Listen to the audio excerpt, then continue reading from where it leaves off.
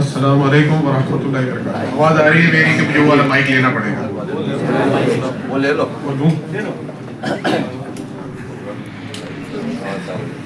السلام علیکم ورحمۃ اللہ وبرکاتہ. الحمدللہ وحدہ والصلاۃ والسلام علی من لا نبی بعدہ. دیکھیے بہت ساری چیزیں آ گئی ہیں. اللہ تعالیٰ آپ کے صبر و تحمل کا آپ کو جزائے خیر دے, اس کا صحیح بہتر سے بہتر بدلہ دے. ہم بھی یہاں بیٹھے بیٹھے تھک گئے تو آپ ضرور بیٹھے بیٹھے تھکے ہو. تو کافی لمبا پروگرام چل گیا. میں کوشش کروں گا کہ میری بات کو ہو سکے اتنا مختصر کروں. ایسے پیشے سے وکیل بھی ہوں تو ہم کو تو لمبی لمبی دلیلیں کرنے کی عادت ہے. تو نہیں, لیکن لوگ کا بھی وقت کافی زیادہ ہو گیا تو وہ سب اس سے زیادہ ہے قسم ہونے والی ہے. بیٹھے رہے. دیکھیے ہم بہت ساری باتیں آ گئی تو میں آپ کو کچھ موٹی موٹی چیزیں بتلا دینا چاہتا ہوں تاکہ کچھ چیزوں کی وضاحت ہو جائے. جب مفتی صاحب نے یہ پروگرام رکھا اور مجھے کہا, میں ہمیشہ مفتی صاحب کو کہہ کہ اب تھک گیا ہوں اس لیے میں کہنا چھوڑ دیا. مجھ سے مفتی صاحب ہمیشہ مجھے سر کر کے بلاتے ہیں اور میں ہمیشہ کہتا ہوں مفتی صاحب کیوں میری ٹانگ کھینچ رہے ہو, کیوں میرے ساتھ بے عزتی کرتے ہو, ہمیشہ سر. مفتی صاحب نے کہنا چھوڑا نہیں, لیکن میں نے کہنا چھوڑ دیا. اب میں وہ کہتے تو بھی میں کہتا چلو اب اس کو بار بار نہیں کہنا.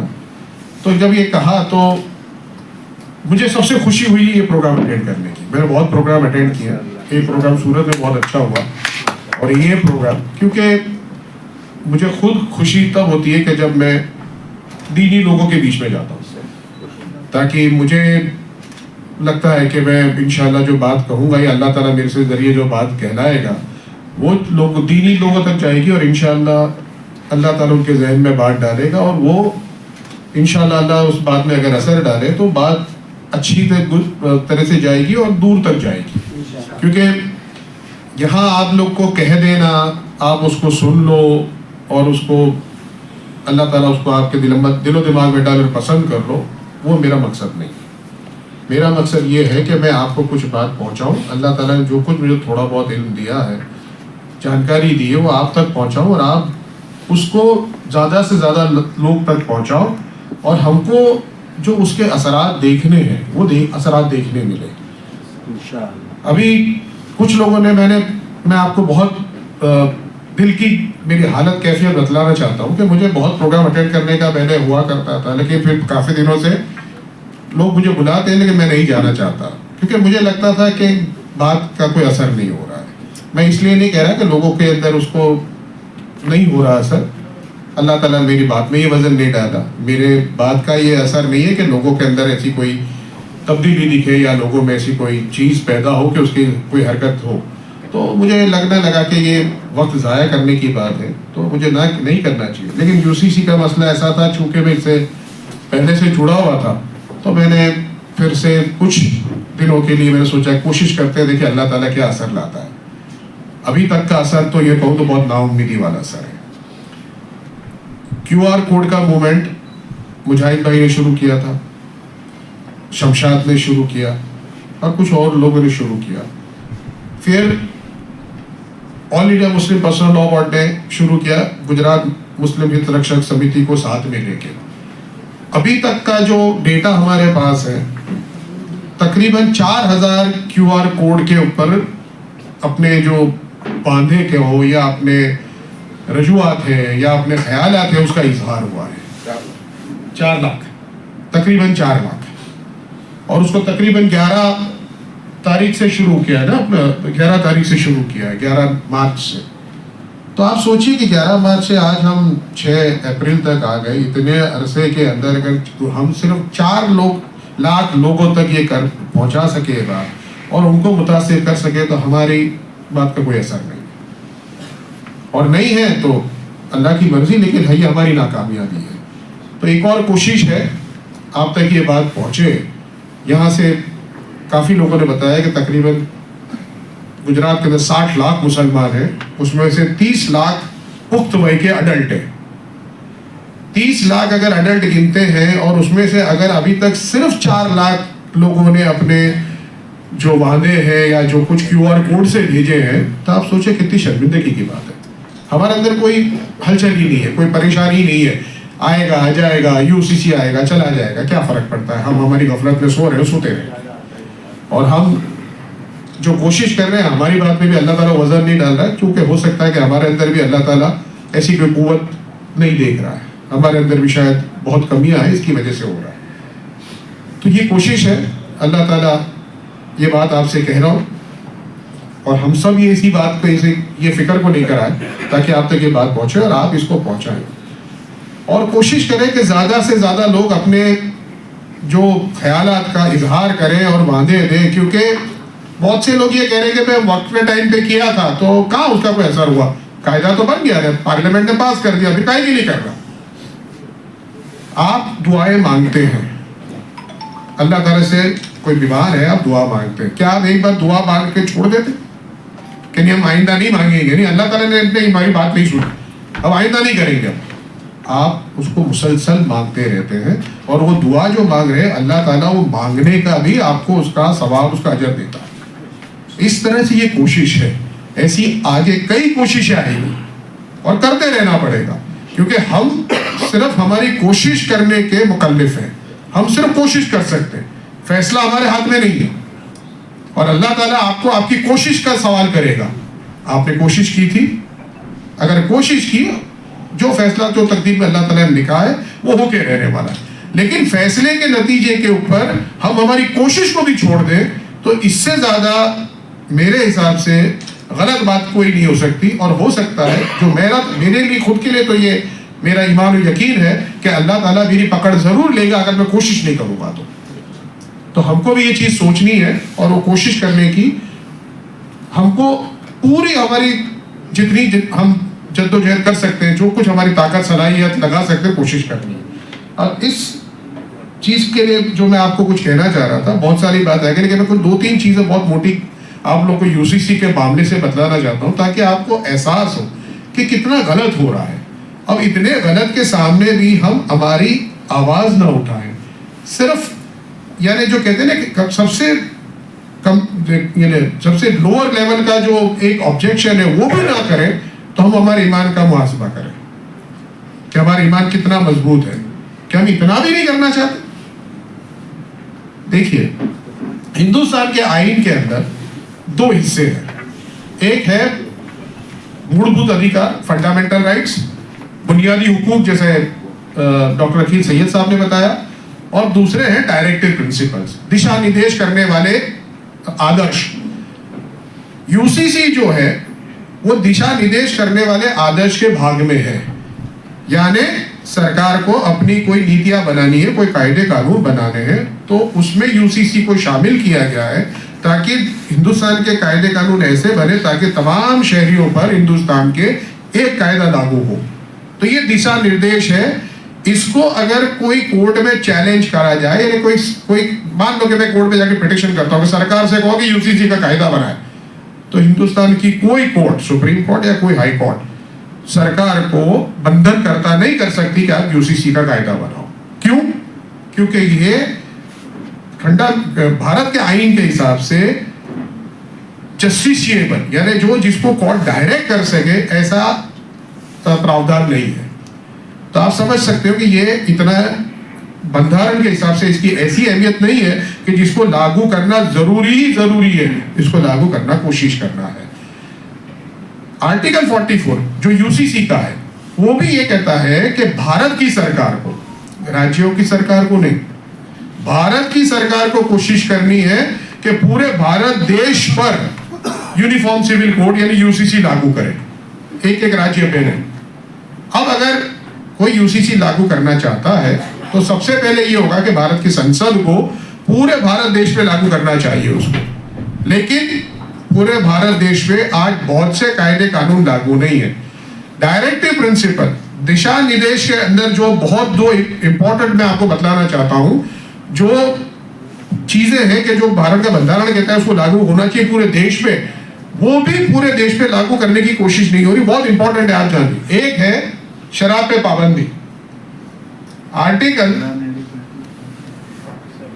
47 جیسا آرٹیکل 44 UCC کا ہے, ایسے آرٹیکل 47 ہے کہ پورے دیش پہ, پورے ملک میں شراب پہ پابندی ہونی چاہیے. انشاءاللہ اگر ایسا ہوتا تو مسلمان سے زیادہ کون خوش ہوگا. گجرات میں ہم ٹرائی اسٹیٹ پہ رہتے ہیں, بہت خوش ہیں ہمارے لیے. آپ دوسرے جا کے دیش میں دیکھو, پردیشوں میں جا کے دیکھو جہاں شراب ملتی ہے, کیسا لوگ کیسے کرتے ہیں. تو دوسرے راجیوں پہ یہ شراب پہ پابندی نہیں ہے, جب گجرات میں ہے. بندھارن یہ کہتا ہے کہ پورے ہندوستان میں شراب کی پابندی ہونی چاہیے. کون سی سرکار نے آج تک کوشش کی؟ گجرات کے اندر وہی سرکار ہے کہ جو آج سینٹر میں وہی سرکار ہے جو گجرات میں سرکار تھے, جو مکھیہ منتری تھے آج پردھان منتری ہیں. گجرات میں تو انہوں نے شراب پہ پابندی کری, آج پورے دیش میں کر کے دکھائیں. کرو نا, یہ بہت اچھا کام ہے. دوسری چیز, آرٹیکل 48 یہ کہتا ہے کہ پورے دیش میں گو ہتیا پہ پابندی ہونی چاہیے. پورے دیش میں گو ہتیا کتنا پیارا ان کا ایک چیز ہے, بہت پیاری چیز ہے. گائے کو مت مارو, گائے کو نقصان مت پہنچاؤ, گائے کو یہ مت کرو, وہ کرو. کتنی سزا ہو رہی ہے. ایسا قاعدہ پورے ہندوستان پہ لگاؤ نا. کیوں نہیں لگا رہے آپ؟ نارتھ ایسٹرن اسٹیٹ میں نہیں ہے, کیرلا میں نہیں ہے, ویسٹ بنگال میں نہیں ہے, کتنے وہاں آرام سے پوری آزادی ہے. آپ کیرلا میں جاؤ تو بیف آپ کو مینو میں ملتا ہے, بیف لکھا ہوا. ویسٹ بنگال میں بیف لکھا ہوا ملتا ہے, نارتھ ایسٹرن اسٹیٹ میں بھی ملتا ہے. تو وہ بھی آپ پورے ہندوستان پہ نہیں لگا پا رہے ہو. اگر وہ نہیں لگا پا رہے ہو تو یونیفارم سول کوڈ پہ ہی کیوں آپ کی کہتے ہیں نا کہ پن اٹک گئی ہے, یہ کرنا ہی کرنا ہے. اب وہ بھی پورے ہندوستان پہ بھی یہ نہیں کر پا رہے, تو کیا کرا انہوں نے پہلے اتراکھنڈ پہ لگایا اور اب گجرات میں لگا رہے. تو یہ جب کہ پورے ہندوستان بھر میں نہیں لگ رہا ہے اور بندھارن کہتا ہے کہ پورے ہندوستان پہ لاگو ہونا چاہیے, تو یونیفارم سول کوڈ جو بندھارن کہتا وہ تو ہے ہی نہیں. تو یہ سب کو بیوقوف بنایا جا رہا ہے, سب کے ساتھ دھوکہ دیا جا رہا ہے. یہ کہا جا رہا ہے کہ یونیفارم سول کوڈ لاگو کر رہے ہیں, جبکہ بندھارن جو یونیفارم سول کوڈ کہہ رہا ہے وہ تو یہ لاگو ہی نہیں کر رہے. بندھارن کہتا ہے پورے دیش میں لاگو کرو. اب دوسری چیز, بندھارن یہ کہتا ہے کہ آپ کو یو سی سی لانے کی کوشش کرنی ہے, زبردستی نہیں لانا, اور آپ کے اوپر بندھن کرتا نہیں کہ لانا ہی لانا ہے, کوشش کرنی ہے. اب کوشش کب ہوگی؟ جب اس کے لیے حالات ہموار ہو, حالات اچھے ہیں, وہ یو سی سی لاگو ہو سکتا ہے تو آپ اس کی کوشش کرو گے.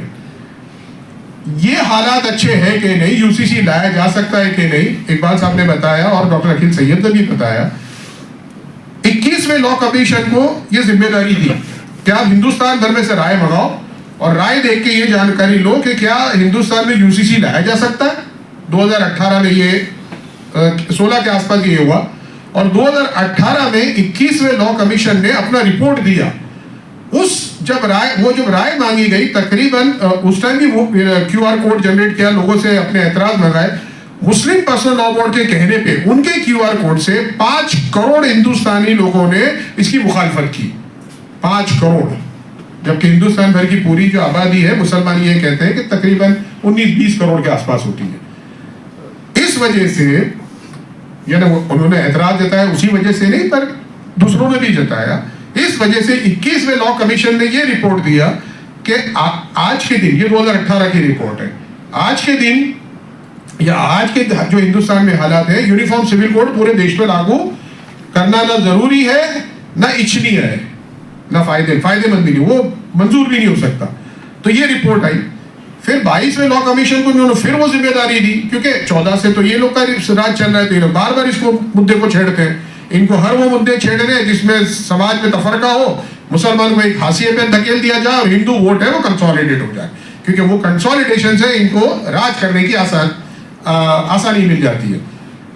22ویں لا کمیشن نے سب کی رائے منگائی, سب نے رائے دی. یہ ہوا 22ویں لا کمیشن نے آج تک کوئی رپورٹ نہیں دیا.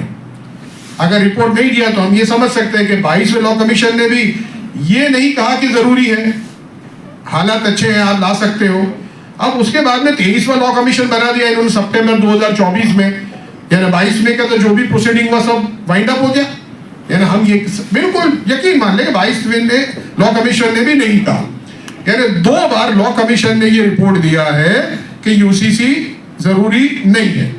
اب ضروری نہیں ہے تو پھر کوئی راجیہ کی سرکار کیسے یہ لوگوں سے طلب کر رہی ہے؟ پہلے اتراکھنڈ میں کیا گیا, اتراکھنڈ کے اندر انہوں نے کہہ دیا کہ ہاں ضروری ہے اور ایک شکل صورت میں ڈھال کے انہوں نے یو سی سی بنا دیا. اب یو سی سی کہنا ہی غلط ہے, آپ اس کو کوئی بھی قاعدے کا نام دو پر یو سی سی مت کہو. اب وہی کہ وہی کوشش گجرات میں ہو رہی ہے، اور گجرات کے اندر بھی جب انہوں نے کمیٹی بنائی تو اسی جسٹس صاحبہ کو بنائی کہ جس کو اتراکھنڈ میں بنانے کی ذمہ داری کی تھی، لوگوں کی رائے طلب کرنی اور قاعدہ بنانے کی ذمہ داری.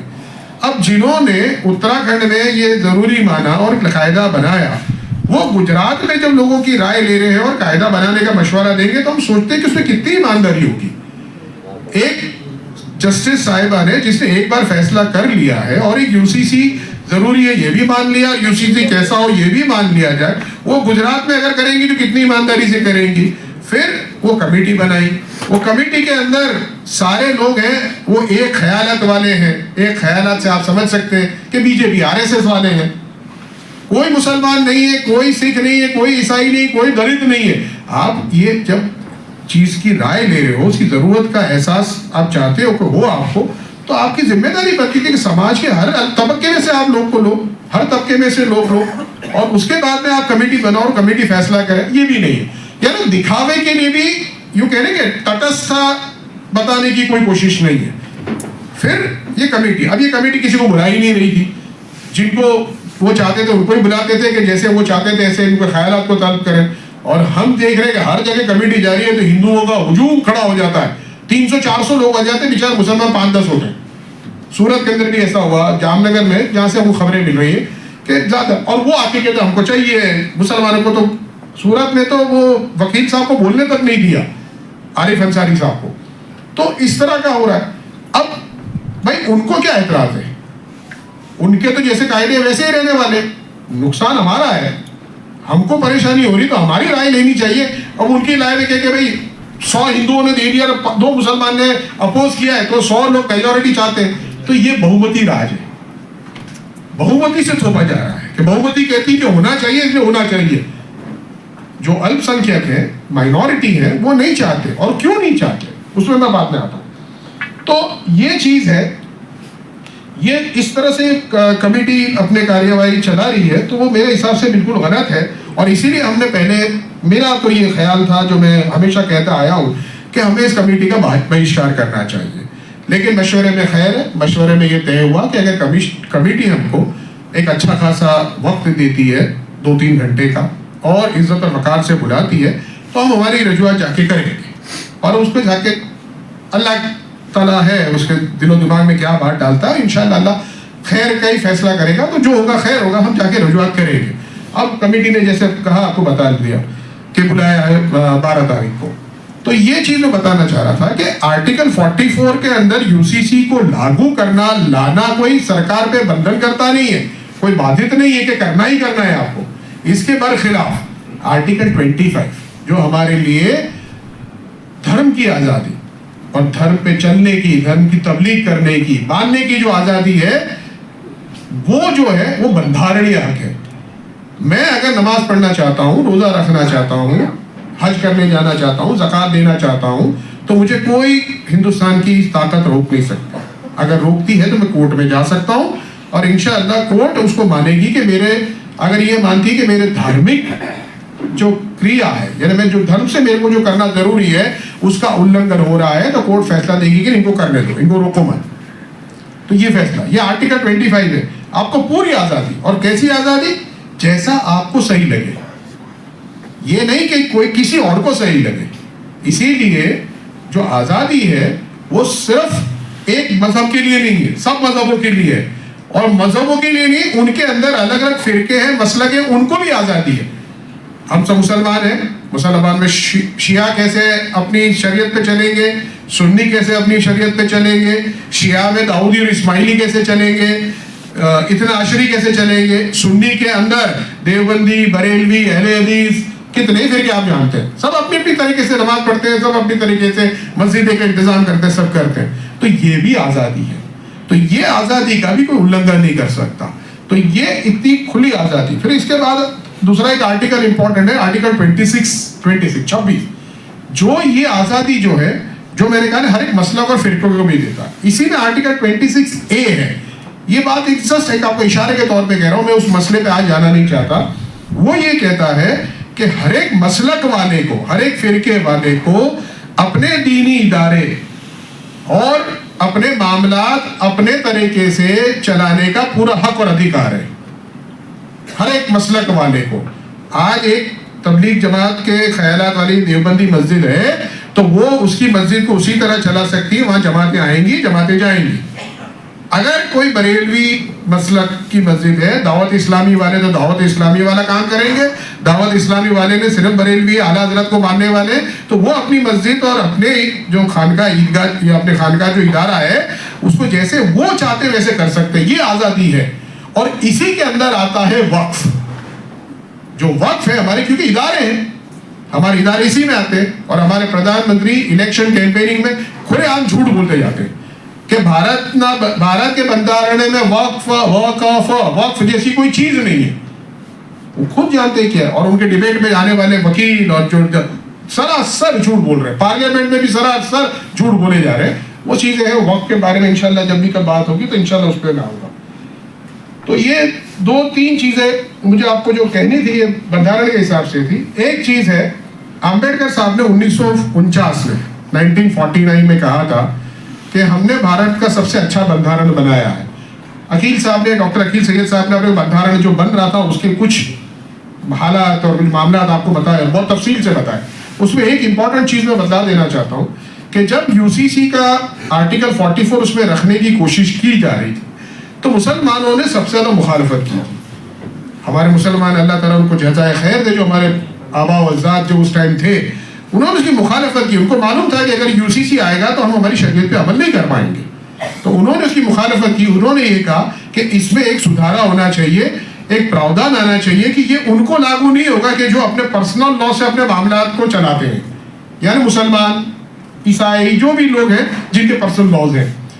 تو اس کو بہت سخت طور پہ اس کی مخالفت کی کمیٹی نے, اور کمیٹی نے کہا یہ ہم اس کو شامل نہیں کریں گے. امبیڈکر صاحب نے اس ٹائم پہ ایک آشواشن دیا کہ یہ آپ لوگ مسلمان لوگ پریشان نہ ہو, یہ بھارت کا سنسد, راجیہ سرکار نہیں, سنسد جب اس کو لگے گا کہ اس کو لانا ضروری ہے اور وہ طے کرے گا اور وہ قاعدہ لائے گا تب لایا جائے گا, تو ایسے حالات ہوں گے تب ہوگا. تو آپ ابھی اتنے پریشان مت ہو, یہ آئے گا تب. اور اگر یہ آئے گا تو یہ مرجیات ہوگا, فرضیات نہیں ہوگا, تاکہ جس کو اس کے حساب سے اپنے معاملات چلانے وہ چلائے, اور جس کو نہیں چلانے وہ اپنے پرسنل لاء سے چلائے. تو آپ اتنے پریشان کیوں رہے, آپ کو اتنی پریشانی لینے کی کوئی ضرورت نہیں ہے, آپ اس کو اطمینان رکھیں, کوئی پریشانی نہیں ہوگی. لیکن جو سدھارا مسلمان لوگ ممبرس نے اس ٹائم مانگا تھا, جو ان کی دور اندیشی تھی, اللہ تعالیٰ کی دور اندیشی تو اللہ تعالیٰ کی مشیت تھی کہ ان کو دل و دماغ میں اللہ تعالیٰ نے ڈالی بات, تو ان کی وہ بات کو نکارا گیا. آج ہم دیکھ رہے ہیں کہ وہی ہو رہا ہے. آج ہماری شریعت پہ چلنے سے روکنے کے لیے کیا جا رہا ہے. اور بندھارن جو ہے, جو ہمارے مولبھوت ادھیکار کو جو پروٹیکشن ملتا ہے اس کو ختم کرنے کی بات ہے. امبیڈکر صاحب نے 1949 میں ایک بہت امپورٹنٹ بات کہی تھی کہ ہم نے ایک بہت اچھا بندھارن بنایا ہے, اگر اس کو چلانے والے بہت اچھے لوگ ہیں یا اچھے ہاتھوں میں جاتا ہے تو یہ بہت اچھا بندھارن چلے گا, اور اگر اس کو چلانے والے برے لوگ ہیں اور برے ہاتھوں میں یہ جاتا ہے تو یہ سب سے خراب بندھارن ہوگا. بندھارن وہی کہ وہی ہے. 2014 کے پہلے کیسے عمل ہو رہا تھا, 2014 کے بعد کیسے ہو رہا, آپ اچھی طرح جانتے ہیں. کیوں کہ جن کے ہاتھ میں یہ بندھارن گیا ہے اور جو اس کا عمل کر رہے ہیں اس کی وجہ سے یہ فرق آ رہا ہے. بندھارن میں کوئی فرق نہیں ہے, لیکن ہم 2014 کے پہلے کے حالات سوچیں, 2014 کے بعد کے سوچیں. تو یہ بندھارن کے بارے میں تھا, یہ UCC کے بارے میں تھا. اب آج جو کچھ باتیں ہوئی ہیں ان سب چیزوں کو میں تھوڑا سا اس چیز پہ آ جاتا ہوں, کیونکہ UCC کے اندر اگر آتا ہے تو کیا ہوگا وہ میں ٹاپک کو لاسٹ میں لوں گا. پہلے میں آپ لوگ کو کچھ بتلا دینا چاہتا ہوں. دیکھیے ایک چیز جو مجاہد بھائی نے بہت صحیح کہی میرے حساب سے, وہ یہ تھا کہ ہم کو ہمارے سے شروع کرنا ہے. ہم سوچتے ہیں کوئی اور کرے گا. ہم نے کتنے یہاں سے QR کوڈ کے اندر اپنے وعدے دیے, ہمارے گھر والوں کے کتنے دلائے, ہمارے محلے والے, خاندان والے, ہمارے اعتراف والوں کو کتنے دلائے, وہ ہم نے ابھی تک سوچا نہیں. ہم سوچتے ہیں کہ آج میٹنگ میں بیٹھے, یہاں سے انشاءاللہ ہم سب اٹھ کے جائیں گے, لیکن ہم یہ فکر لے کے جائیں گے نہیں ہمارے گھر والوں کے, خاندان والوں کے, اڑوس پڑوس والے کے, محلے سب کے کرائیں گے. دیکھیں سرکار کے پاس میں ایک اچھی تعداد میں جب باندھے جائیں گے تو سرکار کو بھی احساس ہوگا کہ مسلمان کا ایک کثیر تعداد جو لوگ ہیں وہ اس کا وروଧ کر رہی ہے. نہیں تو ہوگا کیا, آپ نے کل بھی دیکھا وقف کے پارلیمنٹ نے پاس کیا اور مسلمانوں کو ڈھول تاشے بجاتے ہوئے, مٹھائی بانٹتے ہوئے پورے میڈیا نے دکھایا. کیا دکھا رہا تھا میڈیا؟ کہ مسلمان چاہتا ہے کہ یہ سدھارا ہو. تو یہ تو دکھایا جائے گا، لیکن اس کے سامنے اگر آپ کیو آر کوڈ سے آپ کا وعدہ دیتے ہو تو ہمارے پاس ایک ثبوت ہوگا کہ ہوں گے کچھ اللہ معاف کرے منافق جیسے لوگ کہ جو اس طرح جشن منا رہے ہیں، لیکن کثیر تعداد ہے وہ اس کے خلاف ہیں۔ تو آپ کو جو مجاہد بھائی کی جو بات تھی مجھے بہت صحیح لگی، اور یہ آپ لوگ کو اس کو ضرور اس پہ عمل کرنا چاہیے۔ دوسری چیز ہے کہ آج ہم ہمارے اپنے لیول پر، یعنی ہر ایک انسان اکیلا نہ سوچے کہ میرے کو یہ کر لینا ہے۔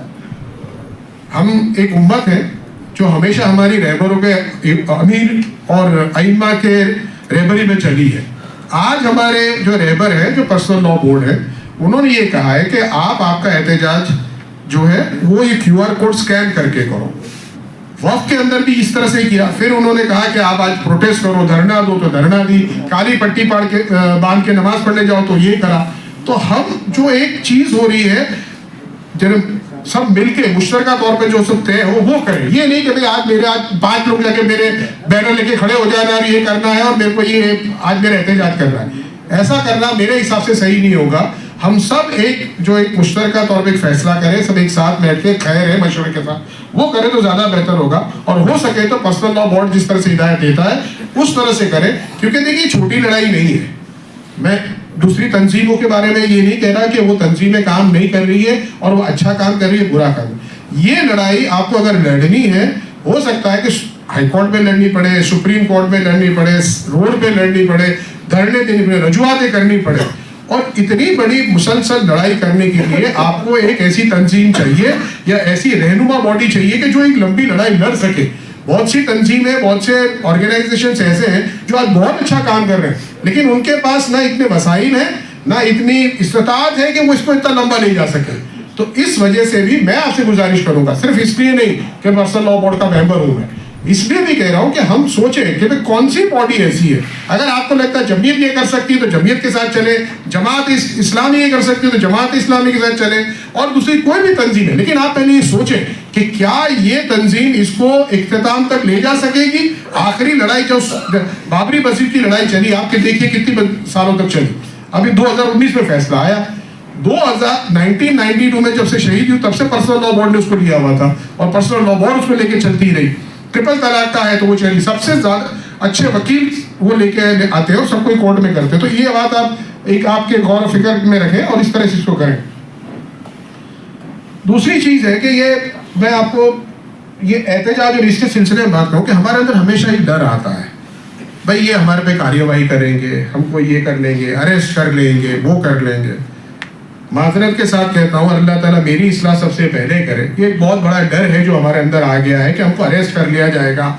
عمر خالد کا مسئلہ دیکھو، 4 سال سے اندر ہے، چھوڑ نہیں رہے، دلی میں جو ہوا سب غلط ہوا ہے۔ لیکن اگر ہم ہمارا اتہاس دیکھیں، اس اتہاس میں کہہ رہا ہوں اسلامک اتہاس دیکھیں، میری جانکاری کے حساب سے جو میں نے پڑھا ہے، امام ابو حنیفہ رحمۃ اللہ علیہ کو تقریباً 4 سال کا قید کیا تھا، اور وہ قید کے اور ان کو کوڑے بھی مارے جاتے تھے اور وہ قید کے اندر ہی گزر گئے۔ قید کرنے والے مسلمان حکمران تھے۔ امام مالک کو ان کو بھی قید کیا گیا اور ان کو بھی کوڑے مارے گئے، یہاں تک یہ کہا جاتا ہے کہ ان کو ہاتھ پہ اتنے کوڑے مارے گئے تھے جس کی وجہ سے وہ ہاتھ باندھ کے نماز نہیں پڑھتے تھے۔ اور مالکی مسلک ہے وہ اس لیے ہاتھ نہیں باندھتا کیونکہ وہ ہاتھ باندھ ہی نہیں سکتے تھے، ان کے ہاتھ اس طرح کمزور ہو چکے تھے کہ وہ باندھنے کی استطاعت ہی نہیں، طاقت ہی نہیں رکھتے تھے۔ تو یہ 2 مثالیں میں نے آپ کو اپنے ہسٹری سے دی کہ ہمارے ائمہ اکرام جن کی ہم مسلکوں پہ چلنے کا ہم فخر سمجھتے ہیں، ہم چلتے ہیں، ان کے اوپر اتنے ظلم و ستم ہوئے تھے، انہوں نے اپنے یہ ظلم و ستم کی وجہ سے اپنے جو خیالات تھے، جو اپنے فتوے تھے، جو اپنے عقیدے تھے، ان کو چھوڑا نہیں، کوششیں کرتے رہے۔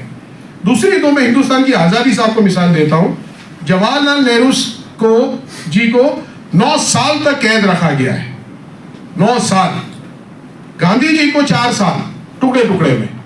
تو آپ سوچئے کوئی تبدیلی ایسے نہیں آنے والی ہے۔ اگر ہم یہ ڈرتے رہیں کہ اس طرح سے ہم کو قید کیا جائے گا اور یہ ہوگا تو ہم یہ نہیں کرتے گے، ہم یہ کریں گے، دور رہیں گے، تو آپ سوچئے کہ ہم اللہ تعالیٰ کو کیا جواب دیں گے۔ ہوگا، اگر اللہ تعالیٰ نے قسمت میں لکھا تو ہوگا۔ آج یہ لوگ جو ہیں عمر خالد، وہ خالد سیفی اور یہ لوگ سب جو ہے، گلفشا، ان لوگ کو یہ ان کی یہ قربانیاں ہیں. ہو سکتا ہے اللہ تعالیٰ ہم سے بھی ایسی قربانیاں لیں, لیکن ہم کو اس قربانیوں کے لیے تیار رہنا پڑے گا. میں یہ نہیں کہہ رہا کہ آپ پتھر مارے, کوئی ایسا احتجاج کرے یا ایسی حرکت کرے کہ جس کی وجہ سے سماج کے اندر فساد پھیلے.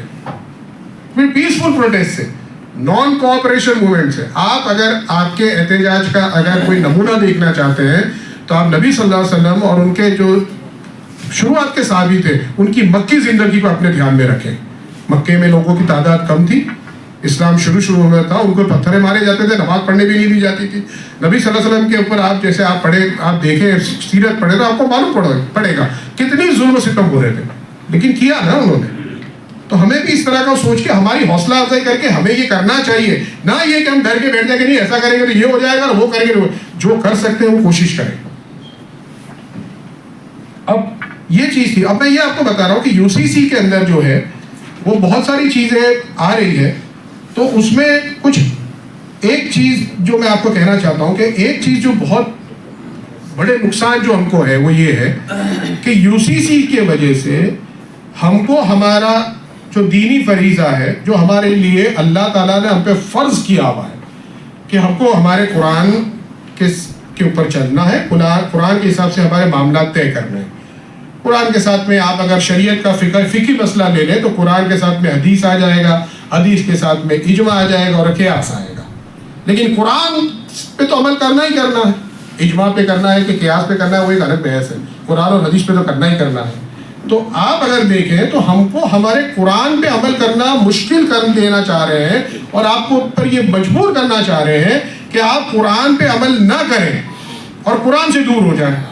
اور اگر آپ قرآن پہ عمل کر کے آپ کرتے ہیں کام تو آپ کے اوپر کیس چلایا جائے گا اور آپ کو سزا دی جائے گی. یعنی آپ سوچو کتنی غلط بات ہے. پہلی بات تو آپ کو قرآن سے روکا جا رہا ہے, اور قرآن سے روکنے کے بعد اگر آپ قرآن پہ عمل کر کے کچھ کرتے ہو تو آپ کو قید بھی کیا جائے گا, کیس بھی چلے گا اور سزا دی جائے گی. تو یہ چیز ہے. اب اتنی خطرناک اگر چیز ہے تو اس چیز کو روکنے کی کوشش کرنا ہمارے لیے کتنی امپورٹنٹ چیز ہے. سورہ احزاب کی آیت نمبر 36 ہے, اس میں اللہ تعالیٰ کہتا ہے کہ کسی انسان, میں اس کا مفہوم بتا رہا ہوں, کسی انسان کے لیے یہ پرمیسیبل نہیں ہے, اس کے لیے جائز نہیں ہے کہ جب اللہ اور اس کے رسول نے کوئی بات طے کر دی تو وہ اپنی رائے رکھے. تو اللہ اور رسول نے کیا کرا, ہماری شریعت بنائی, شادی کیسے ہوگی, نکاح کیسے ہوگا, طلاق کیسے ہوگی, عدت کیسے ہوگی, وراثت کیسے تقسیم ہوگی, یہ سب اللہ تعالیٰ نے قرآن میں کہہ دیا, اور رسول صلی اللہ علیہ وسلم نے اس کو سمجھانے کے لیے جو بات کی وہ حدیث میں ہے, اس کے حساب سے ہم ہمارا عمل کر رہے ہیں. تو ہمارے لیے فرض ہے. اللہ تعالیٰ کہتا ہے کہ ہمارے لیے اس کی آپشن ہی نہیں کہ ہم اس کے خلاف میں عمل کریں. اب آپ اس کے خلاف میں اگر عمل کر رہے ہو تو آپ اللہ سورہ احزاب کی آیت نمبر 36 کا کھلا مخالفت کر رہے ہو, اس کی کہنے اس کو نہیں مان رہے. اب جو ہے پروہیبیٹڈ ڈگریز کے بارے میں بتایا کہ بھئی ہم ہمارے ماموں زاد, چاچا زاد, بہنوں کے ساتھ شادی نہیں کر سکیں گے. اور دوسری اللہ تعالیٰ نے قرآن کے اندر سورہ نساء کی آیت نمبر 23 اور 24 میں یہ بتا دیا کہ یہ آپ کے لیے حلال عورتیں ہیں, اس کے علاوہ کی ساری حرام عورتیں ہیں, ان سے آپ شادی نہیں کر سکتے. تو اللہ تعالیٰ نے جس کو حرام کیا اس کو کوئی حرام کرے تو ہم کیا کر رہے ہیں, ہم اللہ تعالیٰ کے جو فرمان ہے قرآن کا, سورہ نساء کا, اس کے خلاف عمل کر رہے ہیں. پھر اللہ تعالیٰ نے یہ شادی کیسے ہوگی, شادی کا نکاح کیسے ہوگا رسول صلی اللہ علیہ وسلم کے طریقے سے, اور شادی کس سے ہوگی یہ تو قرآن میں. اب یہ ہے کہ شادی اگر ہے اس کے بعد میں طلاق کے مسئلے آتے ہیں تو کیسے ہوں گے. طلاق ہے, شادی ہوئی, رخصتی نہیں ہوئی, اس کے پہلے طلاق ہو رہی ہے تو عدت کیسے ہوگی, مہر کیسے بیٹھے گی. شادی ہو گئی, دونوں ساتھ میں رہ رہے, پھر طلاق ہو رہی ہے تو کیسے مہر جائے گی, کہتے ہیں کتنی عدت ہوگی, پہلی طلاق کب ہوگی, دوسری طلاق کب ہوگی, تیسری, یہ سب قرآن میں ہے. اور قرآن میں اللہ تعالیٰ نے دیکھیے یہ تو زمانے کو تو طلاق کے کہتے ہیں شعور بھی نہیں ہے. ہندو قاعدے میں طلاق کسی کوئی چیز ہی نہیں ہے. 7 جنموں کا رشتہ ہے. ایک ہندو مرد اور عورت کا رشتہ 7 جنموں کا ہے. وہ دنیا میں بھی ختم نہیں ہوتا اور اس کے میت کے بعد بھی نہیں ہوتا, اور دوبارہ اگر جنم لے تو وہی بنیں گے. ایسا ان کا عقیدہ ہے. عیسائیوں کے اندر جو شادی ہے وہ اوپر جنت میں ہوتی ہے, دنیا میں ہوتی ہے. جس کے ساتھ جنت میں ہونے والی اسی کے ساتھ دنیا میں بھی ہونے والی ہے. اس لیے ان میں بھی طلاق کا کوئی مسئلہ نہیں ہے, یعنی طلاق ہوتی ہی نہیں ہے. یہ تو اسلامک کانسیپٹ ہے, یہودیوں میں بھی ہے, لیکن اسلام نے اس کو اللہ تعالیٰ نے اللہ تعالیٰ اتنا واضح کر کے بتا. طلاق بھی ایک قسم کی نہیں ہے. طلاق ہے، طلاق حسن ہے، حسن ہے، بدعت بھی ہے جو بدعت مانی جاتی ہے. پھر الہ ہے، زہر ہے، لیان ہے، یہ الگ الگ طریقے جو اللہ تعالیٰ قرآن میں بتا رہا ہے. زمانے کو تو اس کا شعور بھی نہیں، معلوم بھی نہیں، آج بھی نہیں معلوم ہے ان کو. اور یہ کہتے ہیں کہ آپ اس سے رک جاؤ، ہم کہتے ہیں ویسے طلاق دو. پھر عورت کو بھی طلاق کا اختیار دیا، خلا کا اختیار دیا. قرآن نے دیا اللہ تعالیٰ نے، ہم نے نہیں دیا، کسی انسان نے نہیں دیا، اللہ تعالیٰ نے دیا. خلا کیسے ہوگا؟ اب خلا ہے، دونوں اب مرضی سے الگ ہونا چاہتے تھے، معاہدت اللہ تعالیٰ نے دی قرآن میں. اور اگر وہ نہیں ہوتا تو نکاح فسخ کیا جا سکتا ہے. اب یہ ساری چیزیں ہیں، یہ ہمارے شریعت اتنے سال سے، 1400 سال سے زیادہ سے قرآن سے ہم لوگ نے لی. اس سے روک کر یہ کہتے کہ نہیں طلاق کے طریقے ایسے نہیں ہوں گے جو ہم کہہ رہے ویسے ہوں گے اور سب کے لیے. اور وہ طریقے کیسے انسان نہیں جانتی. کچھ بھائی عدت بھی نہیں ہوگی، آپ طلاق دو گے تو پہلے 1 سال تک آپ طلاق نہیں دے سکتے، اور طلاق دو گے پھر دوبارہ شادی کر سکتے ہو. یہ ساری چیزیں تو ہم کو ہر وہ اللہ اور اللہ تعالیٰ قرآن طلاق کی آیتوں میں کہتا ہے کہ یہ اللہ تعالیٰ کی بتائی ہوئی حدیں ہیں، اس کے آگے مت جاؤ. تو آپ اس کے آگے جا رہے ہو. جو اللہ تعالیٰ نے آپ کو جس کے آگے جانے سے منع کیا آپ وہ جا رہے ہو. اور اللہ تعالیٰ یہ کہتا ہے کہ اس کا آپ اس کو ایسا نہیں کر سکتے. تو یہ سورہ بقرہ کے اندر آیتیں ہیں، میں بھی اس کو ریفرنس جانے دیتا ہوں. جوڈیشل سیپریشن جو ہے وہ بھی ایک الگ ہے. ری میرج جو ہے کہ ایک جو بیوی کو طلاق دے دی، اگر پہلی یا دوسری رجعی طلاق ہے تو آپ دوبارہ شادی کر سکتے ہو. لیکن آپ نے تیسری طلاق دے دی تو تیسری طلاق کے بعد میں آپ اس سے شادی نہیں کر سکتے الا کہ وہ عورت کسی اور سے شادی کرے، وہ شوہر اس کو طلاق دے یا وہ شوہر گزر جائے. حلالہ کہتے ہیں جس کو، یہ حلالہ ہے کہ نہیں وہ ایک الگ بحث ہے. وہ حلال بھی ہے، لیکن یہ قاعدہ یہ کہتا ہے کہ آپ کر سکتے ہو. اب اگر کوئی انسان یہ کہ قاعدے کے حساب سے کہ تیسری بار بھی دے دی لیکن میں دوبارہ شادی کرنا چاہتا اور کر لے تو کیا ہوگا؟ حرام کاری ہوگی، بدکاری ہوگی. یہ ساری چیزیں آپ کو دیکھے جائیں گی تو آپ کو یہ قرآن کے خلاف کی باتیں ہیں. پھر اس قاعدے میں یہ ہے کہ نان نفقہ، بھرن پوشن کوئی بھی کسی سے مانگ سکتا ہے. شوہر بیوی سے مانگ سکتا ہے، بیوی شوہر سے مانگ سکتی ہے. یعنی شوہر بھی کہہ سکتا ہے کہ تو بہت کماتی، چل اب میرے کو میرا حساب سے نہیں چلتا، تو میرے کو میرا نان نفقہ دے. اللہ تعالیٰ نے ہمارے لیے منع کیا، ہمارے لیے کہا کہ صرف مرد کی ذمہ داری ہے کہ صرف عورت کو دینا ہے. عورت مانگ سکتی ہے، مرد نہیں مانگ سکتا اپنی بیوی سے.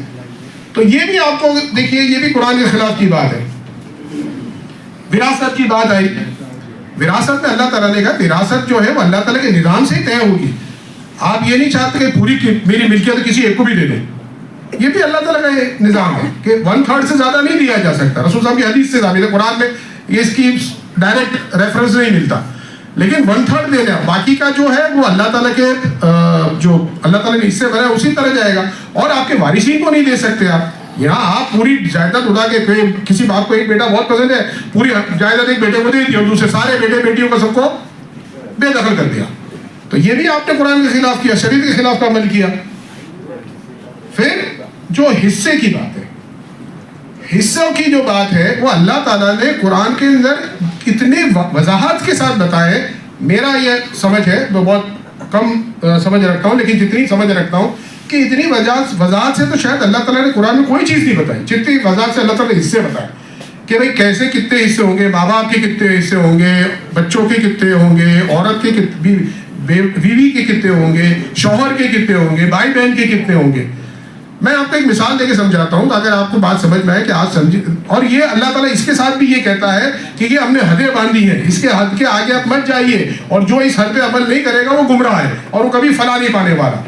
تو آپ سوچئے، میں آپ کو ایک مثال دیتا ہوں. ایک ہندو مرد ہے، اس کے ماں باپ ہے، اس کی ایک بیوی ہے، ایک بیٹا اور بیٹی ہے، 5 لوگ ہیں، وہ مرتا ہے تب. اور ایک مسلمان مرد ہے، اس کے ماں باپ ہے، اس کی ایک بیوی ہے اور ایک بیٹا اور بیٹی ہے. اب اگر اسلامک شریعت کے حساب سے اس کی جائیداد کو تقسیم کرنا ہے تو اللہ تعالیٰ نے قرآن میں لکھ دیا کہ ماں باپ کو 1/6 شیئر ملے گا، بیوی کو 1/8 ملے گا، 8واں حصہ ملے گا، اور جو بچے گا وہ بیٹے کو ڈبل ملے گا، بیٹی کو آدھا ملے گا. میں ابھی معذرت کے ساتھ کہہ رہا ہوں، یہاں لوگوں نے اس کی اچھائی یا خصوصیت یہ سب بتانے کی کوشش کی ہے، ضرور ہے. میرے لیے وہ اتنا امپورٹنٹ نہیں ہے. میرے لیے امپورٹنٹ یہ ہے کہ اللہ تعالیٰ کا فرمان ہے، اچھا ہے تو اللہ کا فرمان ہے، خراب ہے تو اللہ کا فرمان ہے، میرے کو سمجھ میں آتا تو ہے، نہیں آتا تو ہے، میرے کو ماننا ہے اس کو. تو وہ چیز اس طرح سے اس کی جائیداد تقسیم ہوگی. اس طرح سے اگر UCC لاگو ہوتا ہے تو UCC کے اندر جو جائیداد تقسیم، زیادہ تر سارے قصوں میں جو تقسیم ہونے کے تقسیم ہے، شادی ہے، طلاق ہے، وہ ہندو لاء سے لیا گیا ہوا ہے. تو ہندو لاء کے حساب سے ہوگا تو اس کی جائیداد کیسے تقسیم ہوگی؟ ہندو مرد کی باپ کو نہیں ملے گا، کیونکہ باپ کو وارث نہیں مانا جاتا جو جائیداد لے سکے. ماں، ایک ماں، بیوہ، بیٹا اور بیٹی، 4. ہندو مسلمان کے اندر 5 حصوں میں بٹے گی. ماں باپ کو 1/6 ملے گا، بیوی کو 1/8، بیٹے کو ڈبل، بیٹی کو آدھا. یہ مسلمان ہے. ہندو لاء کے حساب سے 4 حصوں میں بٹے گی، ماں، بیوہ، بیٹا، بیٹی، اور چاروں کو برابر ملے گا. اس میں کوئی کمی زیادتی نہیں ہوگی. اب اگر آپ سوچئے، باپ کو نکال دیا، سب کو برابر کر دیا. اب یہ چیز ہے، آپ اللہ تعالیٰ نے جو سب کے حصے بنائے ہیں اس کے بالکل برخلاف عمل کرتے ہو. اور اگر آپ کو یہ مجبور، جیسے میرے بہن نے کہا، یہ کرتے نہیں ہو، اگر آپ نے اس کے خلاف کیا تو آپ کے پر مقدمہ چلے گا اور آپ کو جیل کی جائے گی. تو آپ سوچیں کتنی بڑی ہمارے لیے ایک آئندہ کے لیے پریشانی کھڑی ہوگی. اس سلسلے میں ایک ریفرنس دینا چاہتا ہوں جو اللہ تعالیٰ نے قرآن کے اندر کہا ہے کہ جو اللہ تعالیٰ کے نظاموں پہ نہیں چلتے، اللہ تعالیٰ کے بتائے قاعدے قانون پہ نہیں چلتے، وہ اللہ تعالیٰ نے سورہ مائدہ میں آیت نمبر 44، 45، 47، 48 اور 49 اس میں یہودیوں کا ذکر کرتے اور مسلمانوں کا بھی ذکر کرتے، کہا کہ جو نہیں چلتے وہ کافرون ہیں، وہ فاسقون ہیں اور وہ ظالمون ہیں. تو آپ سوچئے کہ اگر ہم کو ہمارے شریعت پہ اگر عمل نہیں کرنے دیا جاتا تو ہم اللہ تعالیٰ جو قرآن میں کہہ رہا ہے کافر بھی ہو گئے، فاسق بھی ہو گئے اور ظالم بھی ہو گئے. تو اس سے ہم کو بچنے کی کوشش کرنا کتنا ضروری ہے. اب یہ چیز تھی. اب میں جو ایک چیز مفتی عبدالقیوم صاحب نے جو شروعات میں کہی تھی کہ ہمیں بہت پریشان ہونے کی ضرورت نہیں ہے، میں بھی اسے اتفاق رائے رکھتا ہوں. ایسے قاعدے آتے تو آتے ہیں. گجرات میں اچھا شراب پہ پابندی ہے لیکن شراب عام ملتی ہے، ہم چاہتے تو نہیں پیتے. بیاج عام ہے، سب بیاج کا لین دین ہوتا ہے لیکن ہم چاہتے تو نہیں کرتے. لیکن ہم جو کرتے ہیں اس کے بارے میں سوچیں. آج 125 کے اندر بھرن پوشن لینے کا ایک عورت کا حق مانا جاتا ہے جو ایک مسلمان کو بھی ملتا ہے قاعدے کے طور پہ، شریعت کے طور پہ نہیں. لیکن ہم جانتے ہیں کہ ہماری عورتیں کورٹوں کے اندر جاتی ہیں اور ان کے ماں باپ لے جاتے ہیں، جیسے فاروق بھائی نے بتایا تھا کہ نہیں اس کو سبق سکھانا ہے، بھرن پوشن کے کیس کرتے ہیں. اب آپ بھرن پوشن کے کیس لے کے کورٹ میں جاؤ گے 125 کے تحت، تو آپ جانتے ہو کہ آپ نے اللہ تعالیٰ نے عورت کے لیے، متعلقہ عورت کے لیے اور شادی میں اس کے لیے کیا بھرن پوشن رکھا ہے، کتنا رکھا ہے، شریعت میں ہے. اس کے وہ ہونے کے باوجود اگر آپ مانگتے ہو تو آپ قرآن اور حدیث کے اور سنت شریعت کے خلاف عمل کرتے ہو. تو یہ چیز آئندہ بھی ہوگی. اگر آپ چاہتے ہو تو آپ شریعت پہ عمل کر سکتے ہو، کوئی آپ کو زبردستی نہیں کر سکتا ہے، الا یہ کہ کوئی آپ کا بھائی کورٹ میں جائے کہ بہن جائے یا بیوی جائے کہ نہیں میرے کو تو یہ UCC سے اپنے معاملہ چلانے، شریعت سے نہیں چلانے. اگر آپ لوگ اپنے آپس کے معاملہ شریعت پہ چلانے چلو گے اور کوئی اس میں اعتراض نہیں کرتا تو کون آگے روکنے والا ہے؟ تو یہ چیز ہے، انشاءاللہ آپ کو کوئی روکے گا نہیں. میں اس کے اسی کانٹیکس میں آپ کو ایک مثال دینا چاہتا ہوں کہ میرے پاس ابھی ایک کیس آیا ہے ڈیورس کا.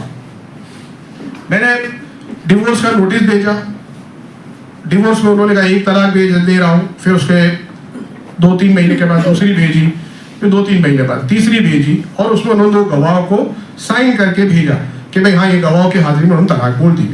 طلاق آسان طریقے سے انہوں نے طلاق دی. اب طلاق دی، اس کے 2 سال کے بعد وہ بیوی کی طرف سے ایک لیٹر آتا ہے، اس کے باپ کی طرف سے، بیوی کی طرف سے، کہ تم نے اور تمہارے جیسے جو گواہ تھے نا انہوں نے سب، تم نے غیر قاعدے سے کام کیا، تمہارے ساتھ فریاد کریں گے، تم نے ایسی غلط طریقے سے طلاق دی، یہ کرا وہ کرا یہ کرا. تو 2 سال کے بعد وہ آئے شخص میرے پاس کہ طاہر بھائی ایسی نوٹس آئی، کیا کرنے کا؟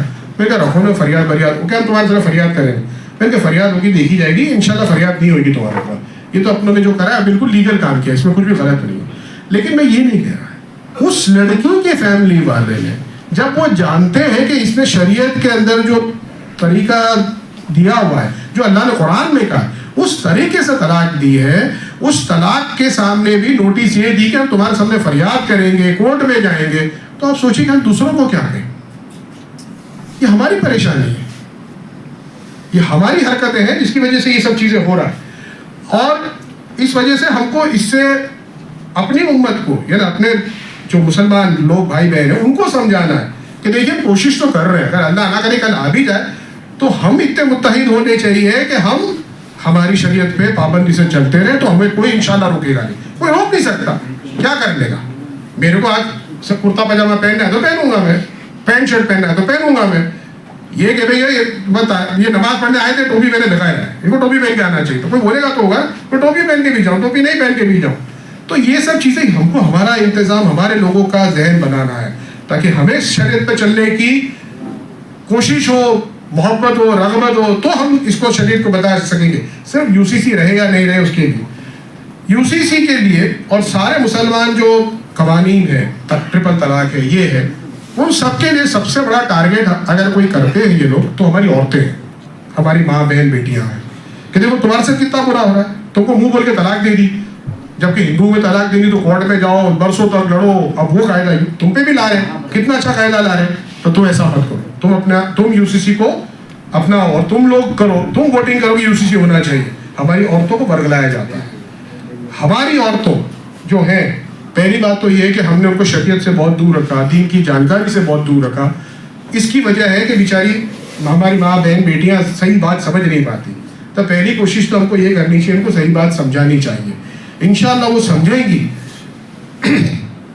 تو میں یہ مانتا ہوں کہ ہمارے سے زیادہ مضبوط ایمان ہماری ماں بہن بیٹیوں کا ہے. میں آپ کو آج کہوں کہ آپ یہ دھوپ میں باہر چلو اور برقع پہن کے چلو، نقاب لگ کے باہر چلو اور بازاروں میں گھومو اور جا کے سبزی لے کے آؤ، آپ کا کرانہ لے کے آؤ، تو ہمارے میں سے کوئی مرد نہیں جائے گا باہر.